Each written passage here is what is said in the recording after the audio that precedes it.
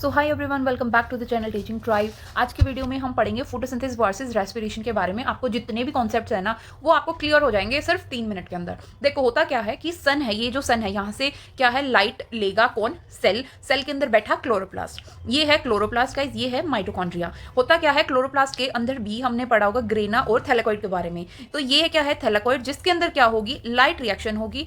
Step number 1 है ये। Light reaction के जो प्रोडक्ट होंगे वो क्या क्या होंगे गाइस, एटीपी और एनएडीपीएच। ठीक है, एटीपी एंड एनएडीपीएच, ये दोनों मिलके स्टेप 3 फॉर्म करेंगे, जो क्या होता है, C3 साइकिल।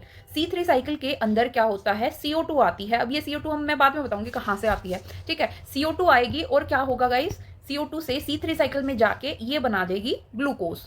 ग्लूकोज, ठीक है। अब ये ग्लूकोज है जो ये स्टोर हो जाएगी एज एन स्टार्च की फॉर्म में, एज एन स्टार्च की फॉर्म में। अब देखो ये रोल सारा क्लोरोप्लास्ट का यहाँ पे खत्म होता है। अब बन गई हमारे पास क्या, स्टार्च, जिससे हमने क्या है, ब्रेक डाउन करके ग्लूकोज को सेल यूज करेगा। अब ग्लूकोज का फर्दर वो होगा, ग्लाइकोलिसिस होगा, वो कहाँ पे होगा, अब देखो यहाँ से स्टार्च आ गया। अब जाएंगे हम क्या, सेल के साइटोप्लाज्म में। ये देखो ये जो खाली स्पेस है ना जितना भी है, ये सारा क्या है, सेल का, दिस इज द साइटोप्लाज्म। ठीक है, साइटोप्लाज्म के अंदर क्या होगा कि जो ये ग्लूकोज था, ग्लूकोज ग्लाइकोलिसिस से क्या बना लेगा, pyruvate. Pyruvate with the help of glycolysis. ठीक है, अब ये ग्लाइकोलिसिस से क्या होगा, इसके प्रोडक्ट्स क्या निकलेंगे, 2 एटीपी बनेगा और NADH।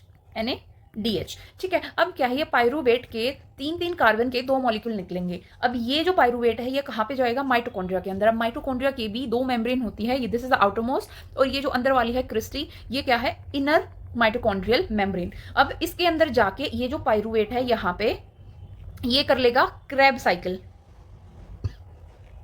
ये क्या किस में जाएगा, क्रैब साइकिल के अंदर टेक पार्ट करेगा। और जिसमें जैसे वो एसिटाइल कोएंजाइम से क्या होगा, ये जो क्रैब साइकिल फॉर्म होगी। ये स्टेप नंबर 7 है। यहां से क्या निकलेगा, यहां से हमारे पास आएगा ATP, NADH एंड FADH2। हमें पता है हमारा जो सेल है वो किसकी फॉर्म में एनर्जी लेता है, वो लेता है ATP की फॉर्म में। अब देखो जो ATP है उसको तो डायरेक्ट यूज कर लेगा सेल, और जो लेकिन NADH है और FADH2 है ये क्या करेंगे गाइज, ये डायरेक्टली ऐसे यूज नहीं होंगे, ये ATP की फॉर्म में क्या होंगे, ब्रेक डाउन होंगे, और फिर सेल इसको एनर्जी देगा। तो होगा क्या, अब ये जो एटीपी है ये तो डायरेक्टली यूज हो जाएगा, और साथ ही साथ देखो क्रैब साइकिल के अंदर साथ ही साथ क्या निकलेगी, CO2। ये CO2 वापस साइटोप्लाज्म में जाके और ये जो क्लोरोप्लास्ट था इसके अंदर चली जाएगी, और ये C3 साइकिल वापस से टेक पार्ट हो जाएगी। ठीक है, मैंने बताया था ना ये CO2 कहाँ से आई, ये यहाँ से आई है।